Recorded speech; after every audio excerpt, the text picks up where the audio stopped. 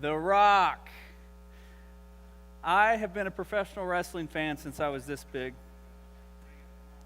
All right. So, this is The Rock when he started in professional wrestling. This is like 1996, okay? He was coming off a failed football career, and he walked into professional wrestling, and they named him Rocky Maivia. His dad and his grandfather were both professional wrestlers, and he combined the names of his dad and his grandfather, and they came out with Rocky Maivia. And when he walked out, good-looking young kid, they kept calling him, the announcers would call him a blue chipper. Oh, man, this guy's going to be so good. He came out, and he was the good guy. He was the baby face, as they call him in the business. They said, he's the guy that's going to come out, and they told him, smile. Whatever you do, smile. So he came out, and he told this story, and he said, I just was smiling from ear to ear. I would lose, and I'd smile. I'd get smacked, and I'd smile. Whatever happened, I was told, just smile, smile, smile, smile, no matter what. And the fans hated him because he didn't have any emotion. He didn't have any realism to him. He just was like a picture of what Hulk Hogan was in the 1980s. He just was just a big, muscular, good-looking guy that just smiled. And he got injured. And he came back from his injury, and they said, we're going to mix things up. We're going to turn you into a bad guy. And he said, okay. He'd been on the road for about a year, and just his career had gone nowhere.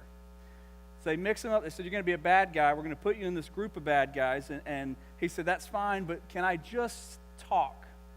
Just give me the mic for like 2 minutes on live television. And they said, okay, you can have the mic on live television. Now, live TV is expensive.